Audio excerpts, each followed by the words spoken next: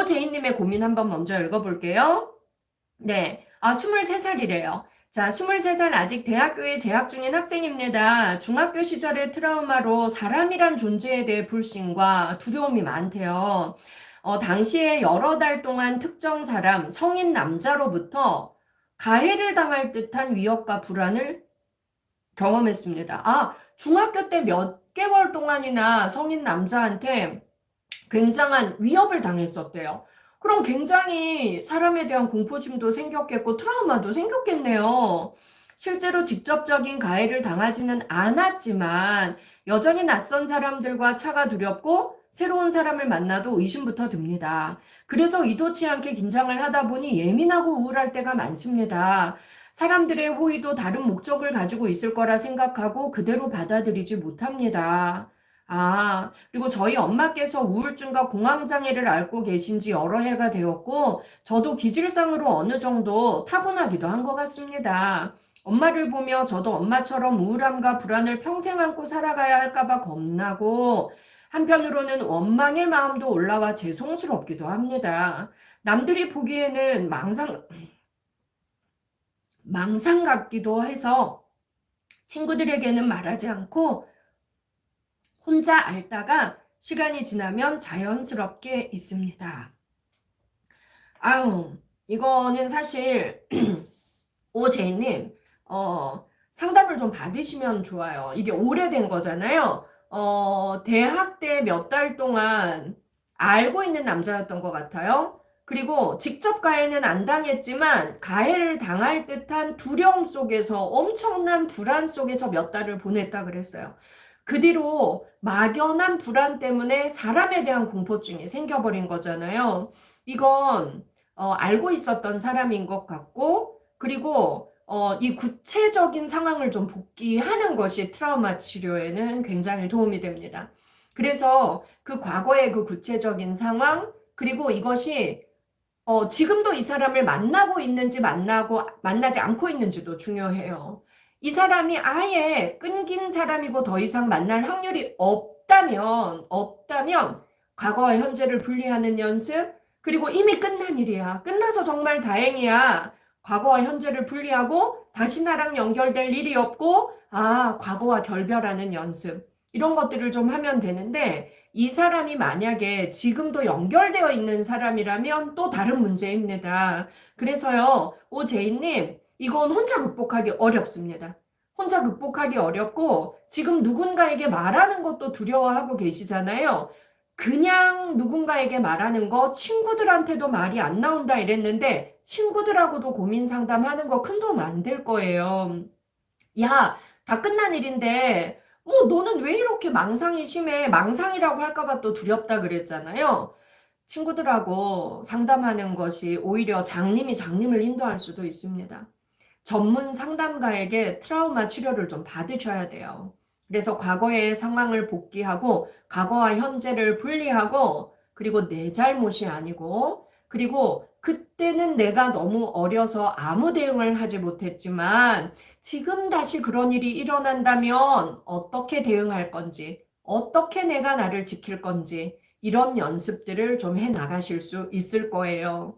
1회 상담, 짧은 상담으로 이런 어린 시절의 트라우마가 하루아침에 해결되지는 않습니다. 그래서, 돈이 드는 상담도 우리가 또 할 수 있겠지만 또 형편이 안 되는 또 사람들이라면 형편이 안 될 경우는 보건소나 이런 데 알아보면 무료 상담 프로그램 요즘 되게 잘 되어 있어요. 그런 도움을 받을 수도 있습니다. 그래서 내가 사는 지역의 보건소에 연락을 먼저 해보자. 보건소에 연락을 먼저 해보고 그 다음에 시청, 구청, 동사무소 이런 데도 알아보세요. 지역별로 서비스가 또 아주 다릅니다. 그래서 5회 또는 많게는 8회, 10회까지도 꾸준히 상담 치료를 받을 수 있는 무료 프로그램들이 있으니까 이건 단기간에 안 돼요.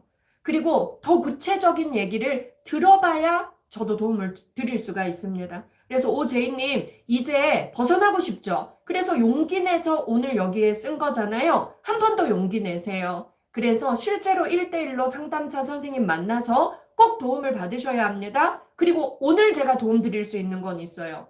엄마를 끌어들였죠.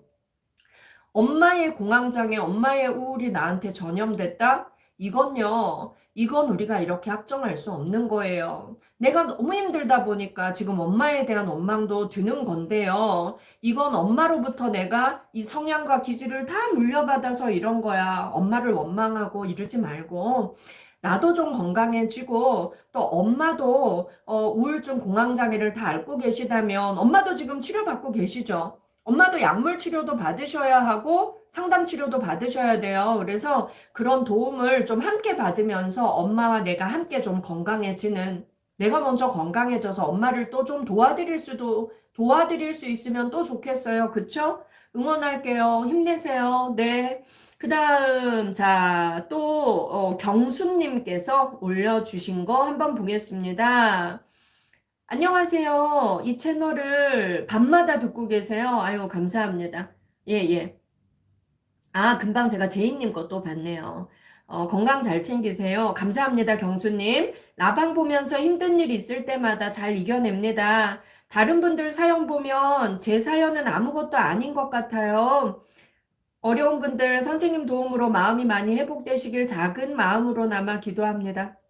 감사합니다, 경수님. 그래요. 이런 방송 같이 보면서 타인의 고민을 함께 나누면서 내 고민이 간접적으로 해결되기도 하고 나는 행복한 사람이구나. 근데 감사를 모르고 살았구나. 또 반성하기도 하고 이런 경험도 우리에게 참 좋은 경험이죠. 그래서 1대1 상담도 좋지만 이것도 거의 집단 상담 효과거든요. 타인들이 사는 얘기, 타인의 고민 이야기 이런 거 들으면서 함께 나누는 것도 내 정신 건강에 매우 도움이 됩니다. 경수님 잘하고 계십니다. 자, 라일락님 거 볼게요. 교수님 세바시 강연 통해 교수님 처음 알게 됐는데 몇 달간 교수님 영상 꾸준히 보면서 마음이 편해지고 우울감도 많이 사라졌습니다. 감사합니다. 저도 힘납니다. 그런데 아직까지 잘 해결이 안 되고 있는 것이 불안장애인데 공황장애 증상을 한번 겪고부터는 조금만 걱정되는 상황이 와도 과도한 불안에 쌓이고 공황에 빠질 것 같은 기분이 들어요. 특히 혼자 있거나 모르는 사람들 사이에서 낯선 장소에서 더 그런 것 같아요. 아직도 좀 힘든 중이네요. 예전에는 우울하긴 했어도 불안하지는 않았는데 40대 중반인데 얼마 전부터 그러네요. 불안은 어떻게 극복할 수 있을까요? 라고 그런데요. 이렇게 좀 평균보다 좀 더 불안한 사람들이 있어요. 그쵸? 요거 조금만 조절할게요. 각도. 평균보다 조금 더 불안을 많이 느끼는 사람들도 있습니다. 아이고, 너무 많이 했네. 죄송해요. 평균보다 불안을 좀 많이 느끼는 사람들도 있어요. 그런데요, 여러분. 이 불안이 완전히 없는 게 좋은 걸까요? 나는 전혀 불안하지 않아. 그렇지 않아요. 우리에게 적절한 불안은 필요합니다. 적절히 불안하기 때문에 더 많이 조심할 수 있고, 적절히 불안하기 때문에 미래를 위해서 더 많은 준비를 할 수도 있고, 우리가 막 공부를 열심히 하는 것도 불안해서 하는 거거든요. 내가 뒤처질까봐, 더 성장하지 못하면 어떡하나 걱정돼서 열심히 저축을 하는 것도 어느 정도의 불안이 있기 때문이거든요. 경제적으로 힘들어지는 것이 불안하고 걱정돼서 내 미래에 대한 불안 때문에 그래서 우리가 공부하고 돈 벌고 또 운동하는 것도 내가 건강이 나빠질까봐 불안하기 때문에 운동하는 거예요.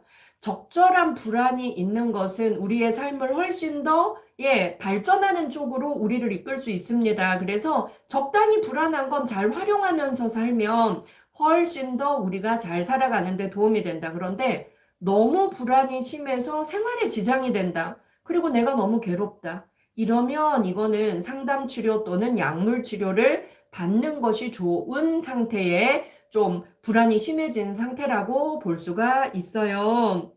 그런데 여기서 한 가지 말씀드리고 싶은 거는 이 라일락 이분이 남자분인지 여자분인지 모르겠어요. 그런데 여성들은 이 불안이 갑자기 심해지는 경우를 상담 때 보면 생리증후군과 연관되어 있는 경우가 상당히 또 많습니다. 저도 그렇거든요. 생리 전에 아주 불안해져요.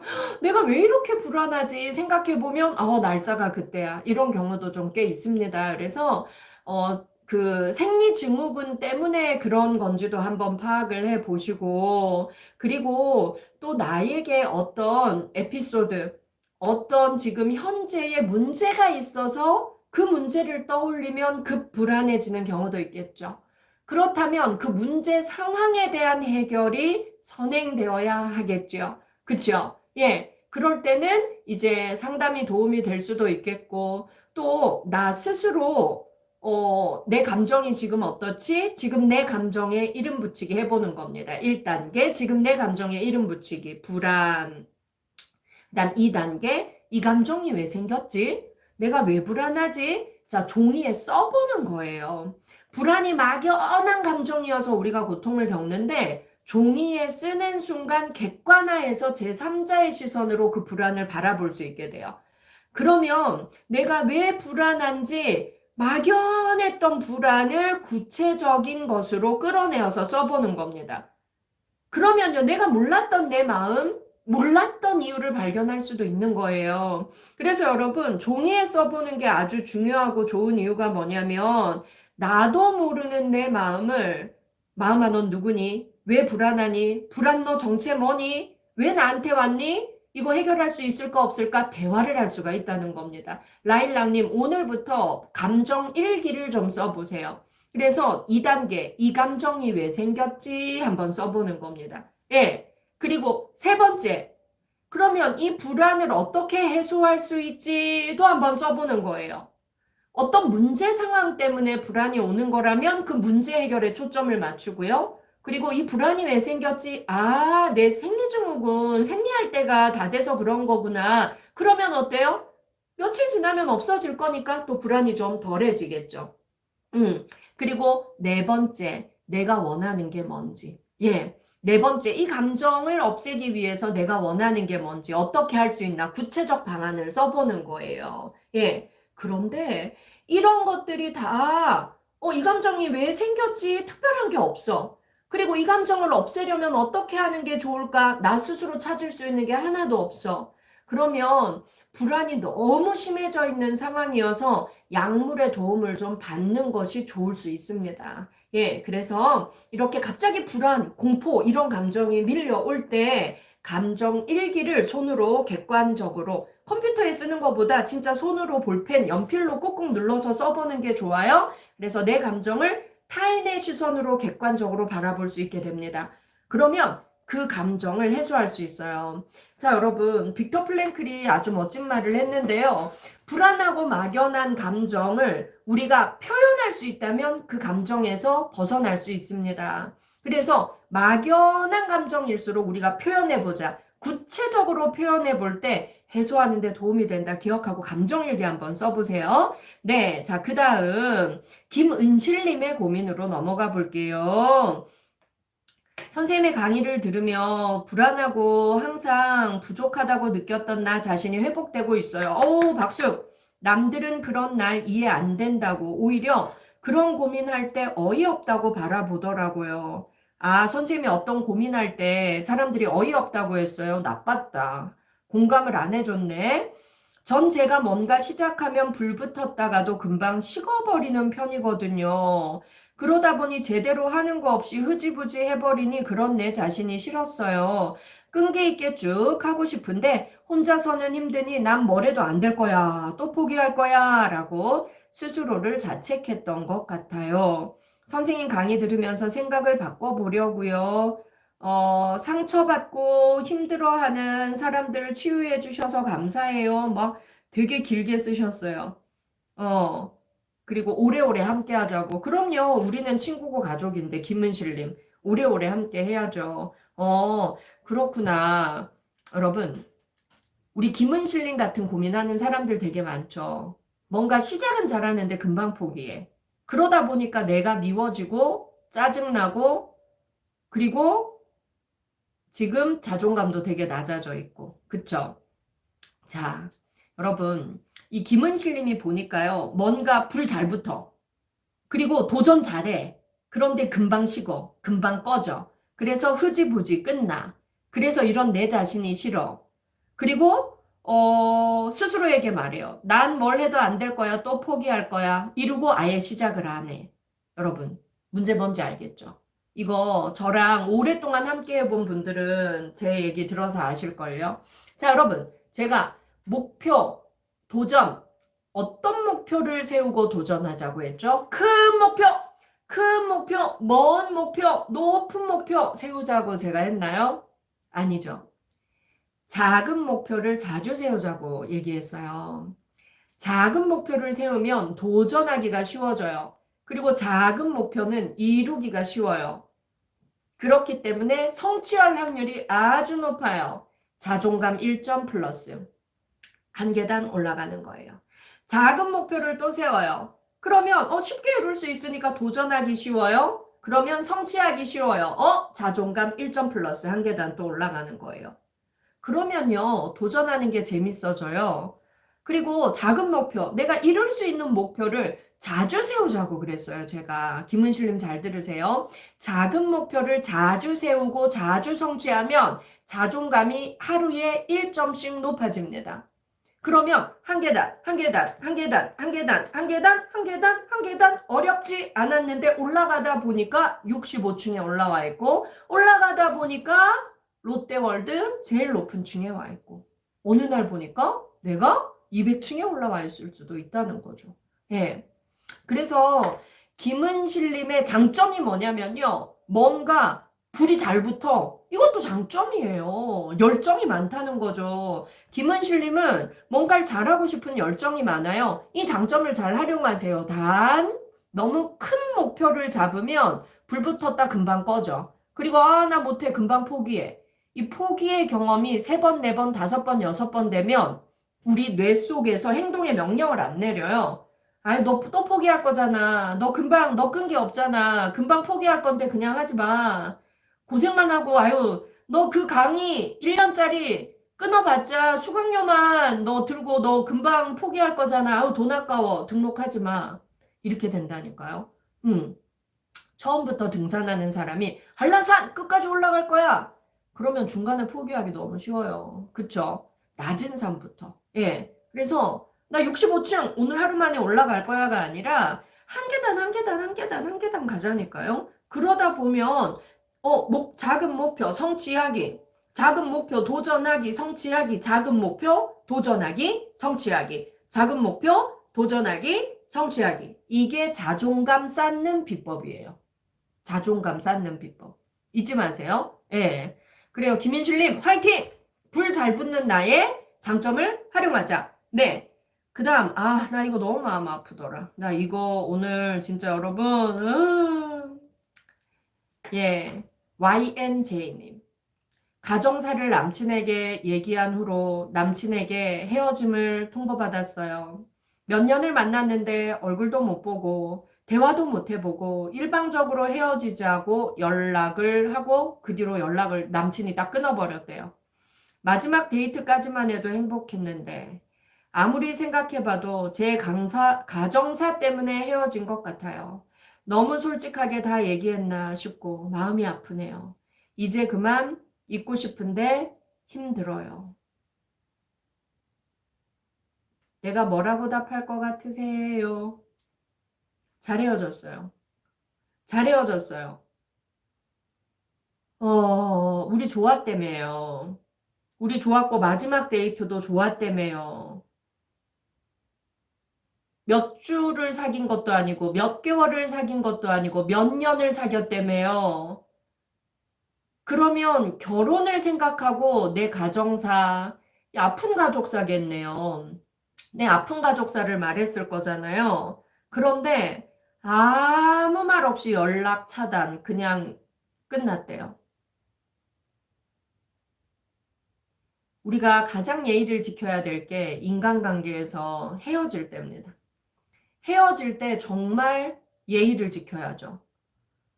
만나는 것도 중요하지만 헤어질 때 잘 헤어지는 게 우리가 함께한 시간에 대한 예의죠. 그리고 우리가 함께한 인연에 대한 예의죠. 몇 년을 사귀었는데 이게 보통 인연입니까? 몇 년을 사귀었다면 서로가 함께 결혼해서 사는 것도 상상해 볼 기간이잖아요. 진정한 사랑이라면 너의 아픈 가정사를 알게 되었을 때 정말 고생 많았다. 나 네가 이렇게 힘든 삶을 살아왔을 줄 몰랐어. 그런데 정말 너 잘 컸다. 역시 내가 사람 잘 만났네. 역시 내가 여자친구, 내가 잘 봤어. 내가 참 눈이 높아. 너 그렇게 힘든 가정사를 어떻게 견뎠어? 앞으로 내가 행복하게 해줄게. 우리 앞으로 잘 살자. 이게 사랑 아닌가요? 이 남자는요, 날 사랑한 게 아니야. 날 사랑한 게 아니에요.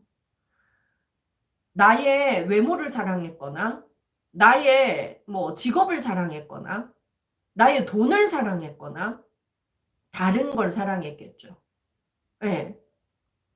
진짜 사랑은 그 사람의 아픔까지도, 그 사람의 수치스러운 과거까지도 다 용납하고 끌어안을 수 있어야 합니다. 물론 행복한 가정에서 행복하게 잘 큰 사람이라면 좋겠죠. 그러면 행복한 가정에서 자랐으니까 우리 가정을 행복하게 이끄는 데도 도움이 되겠다.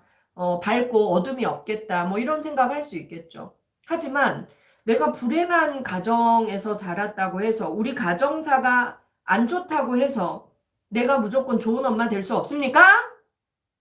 내가 좋은 아내 될 수 없겠어요? 내가 좋은 며느리 될 수 없습니까? 그거 누가 정합니까? 왜 함부로 정해요? 이 YNJ님이 불행한 가정에서 컸기 때문에 행복을 더 귀하게 여기고, 그리고 나에게 좋은 부모님이 없었기 때문에 시부모님을 진짜 친부모님처럼 여기고 더 예쁘게 더 잘할 수도 있는 거 아닙니까? 우리 부모님이 사이가 나빴기 때문에 내 남편한테 더 잘할 수도 있는 거 아닐까요? 그리고 내가 부모님 사랑 못 받았기 때문에 아이들한테 더 좋은 엄마가 될 수 있는 거 아닐까요? 저는 이 남자랑 진짜 잘 헤어졌다고 봐요. 아쉬운 게 아니라. 그리고 이거 되게 비겁한 거예요. 그럼 어쩌면 이 가정사 외에도 뭐 더 마음에 드는 여자가 생겼다거나 아니면 헤어지고 싶은 이유를 만들고 만들다가 뭐 뚜렷한 게 없었는데 이거 잘 걸렸다. 가정사도 안 좋아. 헤어지자. 이렇게 생각했을 수도 있는데요. 어쨌건 이렇게 예의 없고 이렇게 인간에 대한 예의 자체가 없는 인연에 대한 사람에 대한 예의 자체가 없는 사람은 손절하는 게 맞습니다. 진짜 잘 헤어졌어요. 아우 혈압 올라. 정말 잘 헤어졌어요. 박수, 박수, 박수. 끝난 것 같죠? 그렇지 않아. 그렇지 않아. 이런 정말 예의 없는 사람 우리가 만나봤기 때문에 다음에는 사람 보는 눈이 생겼을 거예요. 이 경험을 통해서 남자 보는 눈이 조금은 생겼을 거예요. 다음에는 이 인간보다는 더 좋은 인간 만날 수 있어요.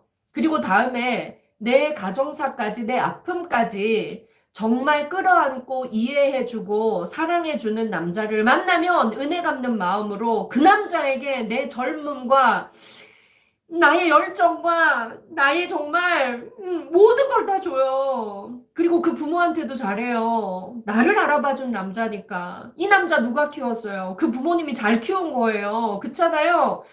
나의 아픔까지도 정말 존중해주고 사랑해주는 남자를 만나면 그 남자한테 내 청춘과 내 사랑을 다 주세요. 이따위 놈은 돌아보지도 마. 마음 아파하지도 마. 그리고 우리의 축하 박수를 받으세요. 내 말이 맞죠? 내 말이 맞죠? 봐봐봐. 우리 박상미 라디오 구독자 여러분들이 다 맞다고 박수치고 있잖아요. 봐봐봐.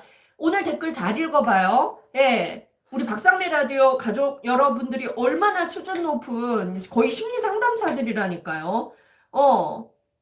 우리의 말을 믿으십시오. 정말 잘 헤어졌어요. 그리고 다음에 좋은 남자 만날 겁니다. 이 새끼랑 헤어졌으니까 다음에 좋은 남자를 또 만날 수 있겠죠. 이 남자 다시 연락 와도 받아주면 안 돼요. 이 남자 다시 연락 왔다고 또 넘어가면 안 돼. 절대로. 이런 예의 없는 사람은 절대로 만나지 마요. 끝. 말할 필요도 없어. 진짜 잘 헤어졌네. 어우 진짜 운 좋네. 이런 자식이랑 계속 만났으면 어쩔 뻔했어요. 근데 제가 하나 말씀드릴 건 이게 어떤 가정사인지는 제가 모르겠어요. 그런데 굉장히 아픈 가정사인 것 같아. 그쵸? 그런데 내가 아무한테나 그런 가정사를 말하는 건 내 아픔에 대한 예의가 아닌 것 같아요. 그래서 이 고민 올려주신 분도 이 남자에 대해서 파악을, 이 놈이 이런 놈이라는 거 파악을 미처 하기도 전에 내 아픔까지 이해해 줄 거야. 나 혼자 착각하고 이놈한테 나의 진짜 아프고 무거운 가정사를 고백했다가 나만 더 상처받은 거잖아요. 앞으로는 사람을 좀 잘 봅시다. 그리고 좀 더 깊이 살펴보고 진짜 이 사람은 정말 상대의 아픔까지도 받아줄 수 있는, 그리고 인간에 대한 예의도 있고 인연에 대한 예의도 있고 그런 사람이라는 검증이 좀 되면, 그리고 이 남자랑 내가 진짜 결혼해도 되지 않을까라는 생각이 들면 그때 조심스럽게 말합시다. 너무 빨리 말하지 말아요. 알았죠? 왜? 내가 나를 보호해야 되니까. 내가 나의 아픔도 보살펴야 되니까. 아셨죠? 응? 힘내요. 더 좋은 남자 만날 거예요. 응원합니다. 네. 자, 그 다음에 와이팡님. 몸이 안 좋으셔서 주말에 편히 쉬셔야 하는데, 여러분들이 응원해줘서 다 나왔어요. 라이브 방송 자주 열어달라고. 예, 그렇게 하겠습니다. 그런데요, 이분은요, 불안증과 건강염려증이 있대요. 그래서 너무 힘들대요. 40대 주부인데 어릴 때부터 몸이 약한 편이었어요. 소화가 한동안 안 되면 위암은 아닐까. 피곤해서 입안이 헐고 그것이 잘 낫지 않으며 구강암이 아닐까. 걱정선수네. 몸이 조금만 아파도 겁이 나요. 저도 활발하게 지내고 싶은데 자꾸 골골대고 병원 가면 다행히 큰 병은 없는데 허리 디스크며 각종 증후군이라는 병명만 하나씩 붙네요. 딱히 치료법은 없다고 하고요. 아프면 불안하니 병원은 가는데 온통 아픈 걱정과 병원 투어를 하고 있는 제가 참 안타깝네요. 어떻게 하면 건강에 대한 염려에서 벗어나 행복하고 의미 있는 삶을 살 수 있을까요? 공부 좀 하세요. 공부하세요, 공부. 지금 내가 나의 성장을 위해서 뭐 하는 게 없으면요, 그냥 오로지 나에게만 집중하는 거잖아요. 나의 일상, 나의 몸. 나의 일상과 나의 몸만 집중하면요, 40대부터는 다 몸이 고장나기 시작해요. 저라고 아픈 데 없겠습니까? 뭐 저도 자잘한 병명 되게 많습니다. 그런데요, 병원 가서 검사하고 의사가 구강염이라 그러면 염증 약 먹으면 되지. 뭐 또 그게 구강암 아닐까? 왜 고민을 해요? 예, 피곤하니까 구강염입니다. 약 먹고 쉬세요. 쉬면 되지. 그리고 위가 아파 소화가 안 돼. 소화제 먹었는데도 안 돼. 병원 가서 그냥 소화제 주면 먹고 치료하면 되지. 위암 아닐까?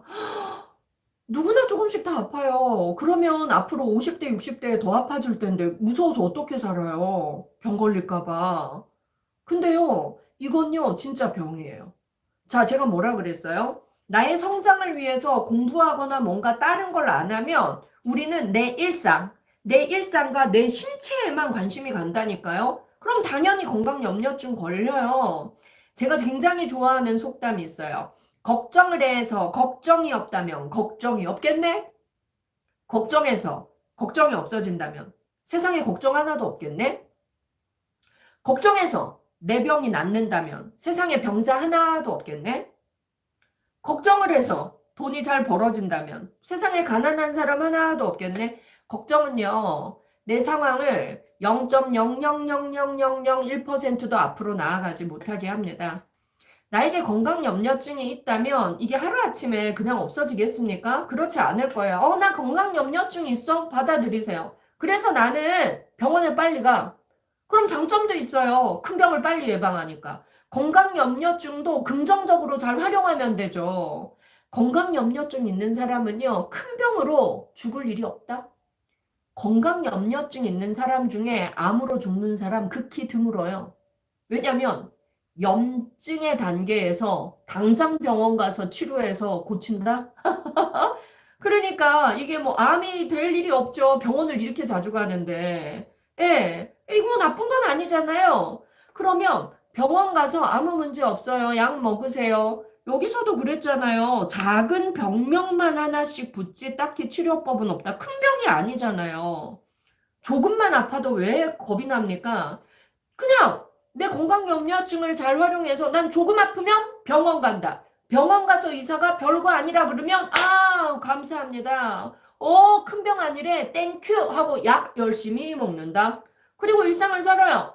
그러다가 또 조금 아프면 나 건강염려증이지. 병원 가자. 빨리 병원 가요. 그리고 치료받아요. 빨리 나아요. 큰 병 절대 안 걸려요. 그죠? 부럽습니다. 자, 이렇게 모든 게 나쁜 건 아니다. 제가 아까 그랬죠. 불안도 머리가 막 내려오네요. 다시 머리 한번 정리하고 하다 보니까 어머 우리 지금 많이 들어와 계시네요. 구독하기 좋아요 안 누르신 분들 구독하기 좋아요는 저에게 큰 힘이 됩니다. 눌러주세요. 구독 안 하고 계속 들어오시는 분들 구독하기 좀 눌러줘요. 우리 이제 몇 명만 들어오면 4만 명이던데. 여러분, 우리 4만 명 곧 돼요. 이번 주에 4만 명 됩시다. 구독자 전도 부탁드립니다. 네. 그래서요, 적당한 불안은 내 삶에 훨씬 도움이 된다. 건강염려증? 절대 암으로 안 죽는다. 큰 병 안 걸린다. 좋습니다. 그래서 잘 활용하고 걱정을 해서 걱정이 없다면 세상에 걱정이 없을 겁니다. 걱정 선수는 인생이 불행해요. 예. 그런데 적절히 긍정적으로 활용하면 인생을 훨씬 조심스럽게 살 수 있고 큰 병이 안 걸린다. 기억해 주십시오. 예. 구민철님. 참 가슴이 답답하네요. 78년생 남자입니다. 7살 때 부모님이 이혼 후부터 혼자 7살 때 부모님이 이혼하셨대요. 그때부터 혼자 외롭게 있는 시간이 많았대요. 얼굴에 그늘이 많고 항상 누군가 옆에 있어도 외롭대요. 세상에 나 혼자다 라는 생각을 지금까지 하면서 살아왔습니다. 어쩌고 아유 구민철님 7살 때 힘들었겠네요. 78년생이면 44살이네. 아유 44살 나이에 이런 마음이 창피스럽지만 뭐가 창피해요. 뭐가 창피해요. 7살 때 그 어린애가 얼마나 힘들었겠어. 그 힘든 마음이 지금도 남아있는 거잖아요. 이건 창피한 일 아니에요. 제가 위로해 드릴게요. 그래서 밤이 되면 더 외롭고 어디로 가야 할지 모르겠습니다. 그렇군요. 이 7살 아이가 그 당시에 얼마나 무섭고 외로웠겠어요. 왜 이혼하셨냐고 엄마한테 물어보니까 그 아들도 있는데 그런 생각하지 마! 이렇게 말씀하셨대요. 섭섭하셨나 보다. 여태 살면서 부모님께 미안하단 말을 들어본 적이 없어요. 아, 미안하단 말을 듣고 싶었구나. 오죽하면 자식 낳고 이혼한 부모 마음 네가 알아! 또 비난까지 당하셨구나. 엄마가 나를 오히려 막 비난했어요. 그래서 엄마가 미워요. 그래서 자살 충동이 들어요. 이건 아니죠? 이건 아니죠. 구민철님이 이렇게 쓰니까 라일락님이 아까 고민 상담했던 라일락님이 당장 달러오셨어요. 교수님 영상을 찾아서 많이 보고 따라해보세요. 저도 외로움 많이 느끼던 사람인데 교수님 영상 보고 또 처방해주신 방법들 따라하면서 지금은 많이 좋아졌어요. 무엇보다 나는 내가 참 좋다. 이거 매일 따라하셨대요. 이렇게 매일 나 자신에게 말해주면서 내가 나를 격려하고 응원하면서 외로움의 감정이 많이 사라지는 걸 느꼈어요. 민철님도 반드시 이겨내실 거예요. 힘내세요. 이렇게 써주셨어요. 아우 라일락님 감사해요. 민철님의 고민상담 라일락님께서 해주셨네요. 민철님 7살 어린아이가 내 마음속에 계속 울고 있죠. 그 아이를 내가 좀 위로해 주세요. 그리고 내가 나한테 말해주세요. 민철아 부모님이 이혼하고 너 7살 때부터 그렇게 외롭고 혼자였는데 그래도 44살까지 내가 안 죽고 살았네. 내가 안 죽고 살았네. 내가 어른이 됐네. 부모님이 양육 잘 안 해주셨을 거잖아요. 그래서 원망하고 계시잖아요. 그럼 혼자 컸네. 얼마나 대단해요. 와, 나 스스로 민철이 나를 키웠구나. 민철아, 그동안 고생했어. 정말 고생 많았어. 내가 나한테 얘기해 주자고요. 저도 얘기해 줄게요. 제가 누나니까 민철이라고 부르겠습니다. 여러분 괜찮죠? 여러분이 허락해 주시면 제가 할게요. 자, 민철아, 정말 대단한 거야. 7살 남자아이, 여자아이도 아니고 남자아이가 부모님 이혼하고 혼자 외롭게 있는 시간이 너무 많았다면 지금도 내 마음속에서 어린 민철이가 울고 있는 건 당연하지.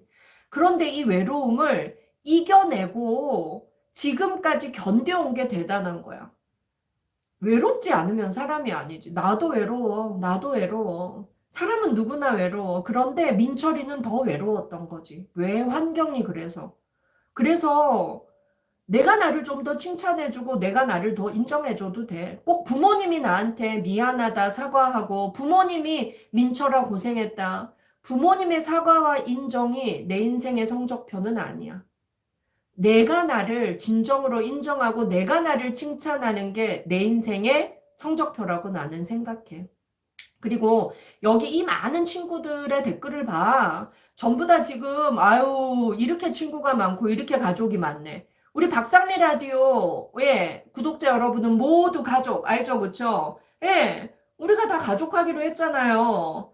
아 앞머리 또 내려왔네. 우리가 다 가족하기로 했잖아요. 우리 구독자 가족들의 위로를 받으세요. 그리고 지금 전부 다 아유 구민철님 정말 고맙습니다 썼네.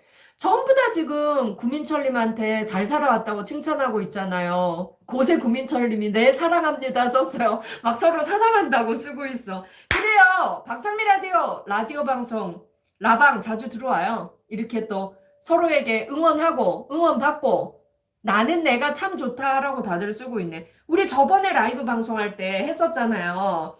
나는 내가 참 좋다. 나는 내가 참 좋다. 나는 내가 참 좋다. 나는 내가 참 좋다. 나는 내가 참 좋다. 이거 좀 하자고요. 그래요. 좋습니다. 예, 아유, 오늘 낮에 올려주신 분들 거 지금 미리 하고 있는 거예요. 아우, 그 다음, 임규림님.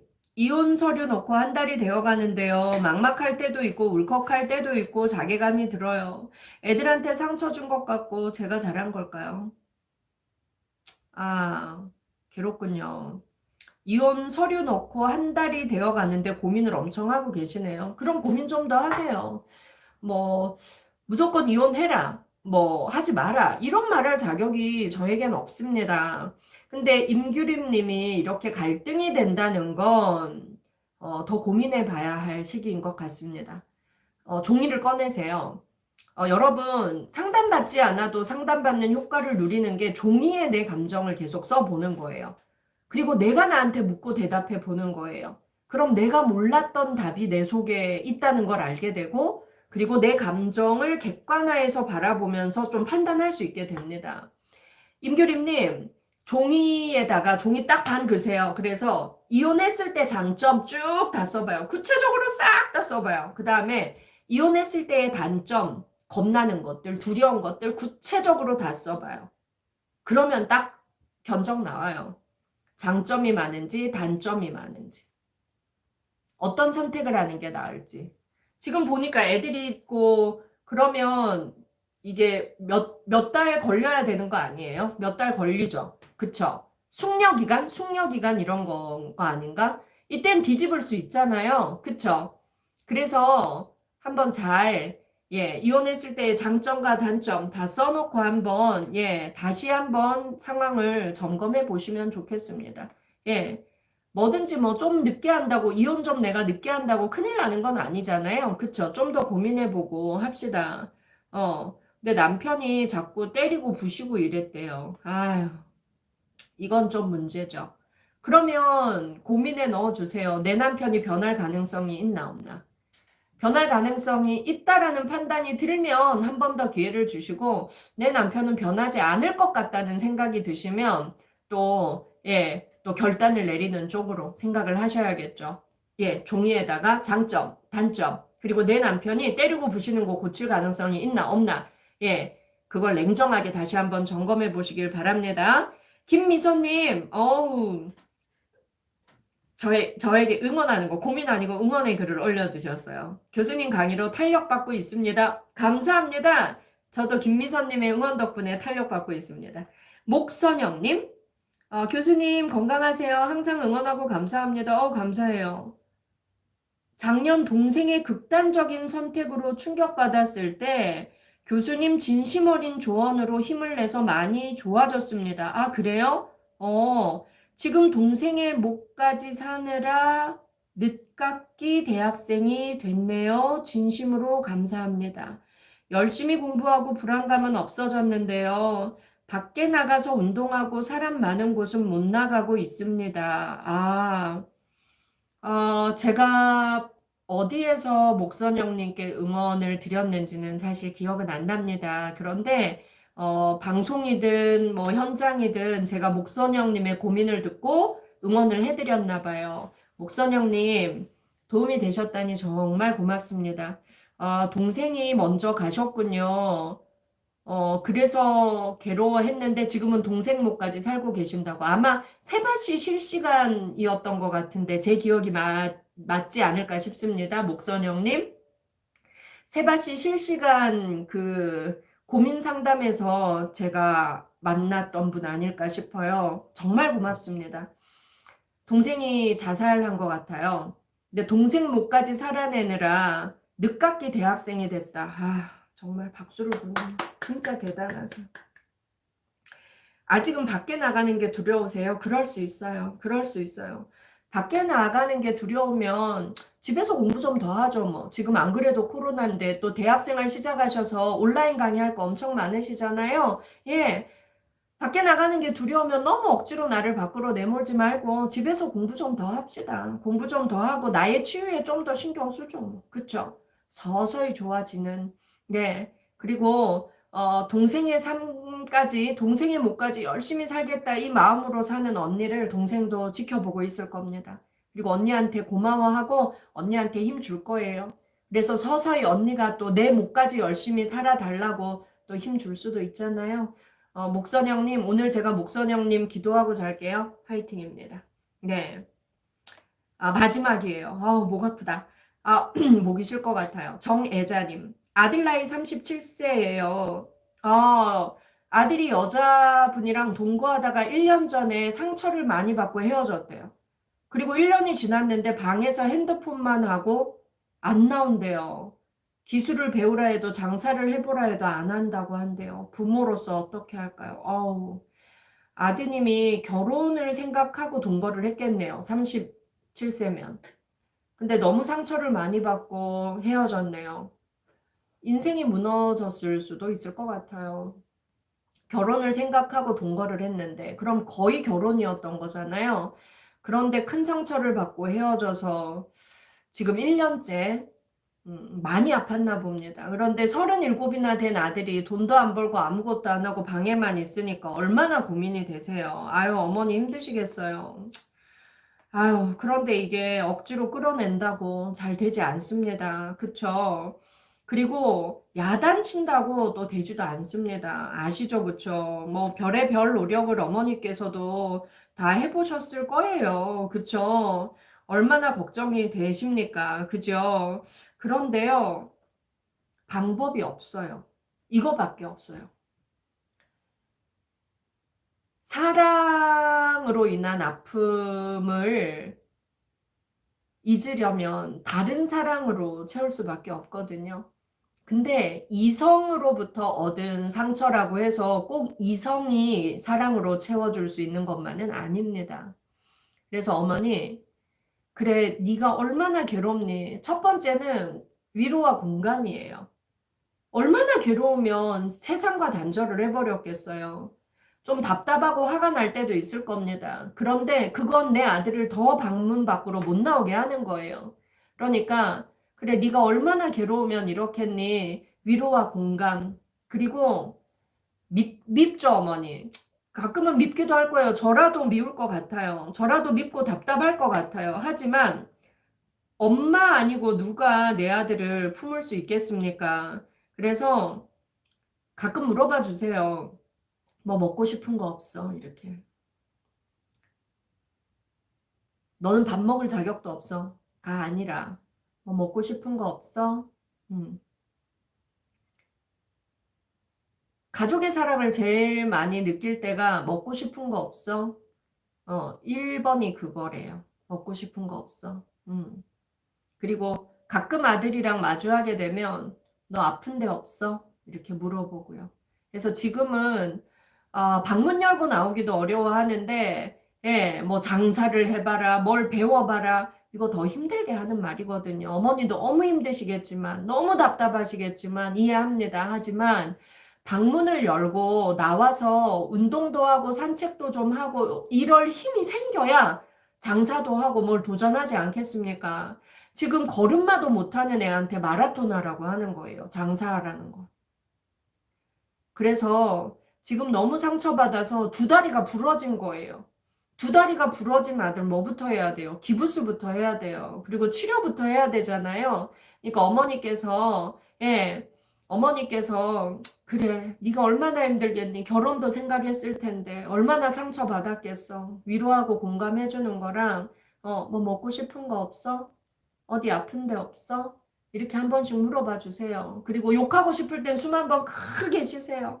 내가 이해 안 해주면 누가 제일 이해해 주겠어. 이런 마음으로. 그리고 정말 더 답답할 때는 이렇게 편지를 좀 써보세요. 거기에서도 뭐 해라 뭐 해라 이런 요구들 부담이 될 말들은 다 빼시고 어머니의 마음 아픈 거 너무 마음이 아프다.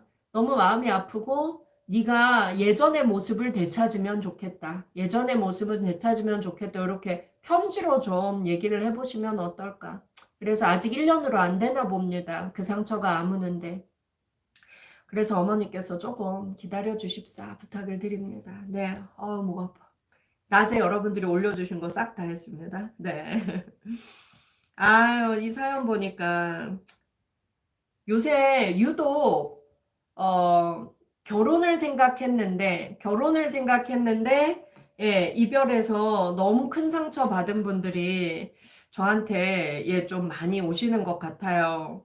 그런데 이별의 상처가 오래 가지요. 오래 가는데 제가 물어보면 다시 만날 확률이 없는데 못 잊어서 괴로운 분들이 되게 많으시더라고요. 근데 보면 30대 중반부터 40대 중반까지 이제 나이가 많다 보니까 이제 나에게는 가능성이 없어. 결혼할 가능성이 없어. 이것 때문에 또 괴로워하시는 분들도 계시고 또 내가 한 번 이혼하고 다시 사랑에 도전했는데 또 실패해서 너무 괴로워하는 분들 계시더라고요. 차라리 아주 나쁜 기억이면 잘 됐어. 끝났어. 속 시원해. 이럴 수 있는데 또 좋은 추억이 많은데 다시 이제 회복될 가능성이 없어서 너무 고통 속에 계신 분들이 꽤 계시더라고요. 지금 이 아드님도 좋은 추억이 많은데 이 여자분에게 버림받아서 이 상처가 너무 오래 가시는 것 같아요. 아유, 요새 유달리 이런 분들 많네. 제가 또 노래 하나 불러드려야겠어요. 제가 좋아하는 노래인데요. 이 가사 정말 좋죠. 네. 사랑의 상처 때문에 괴로워하는 모든 분들께 제가 이 노래를 불러드리겠습니다. 제가 이거 다 부르면 또 저작권 신고 들어오더라고요. 오늘도 들어올지도 모르는데 내가 잘 부르니까 이거 AI가 딱 알고 바로 신고 들어오던데 못 부를게요, 여러분. 아유, 또 엄마가 걱정하는 이 37세의 아드님 들으시면 좋겠습니다. 나는 알고 있어요. 우리의 사랑은 이것이 마지막이라는 것을 서로가 원한다 해도 영원할 순 없어요. 저 흘러가는 시간 앞에서는 세월이 가면 가슴이 터질 듯한 그리운 마음이야 있는다 해도 한없이 소중했던 사랑이 있었음을 잊지 말고 기억해줘요.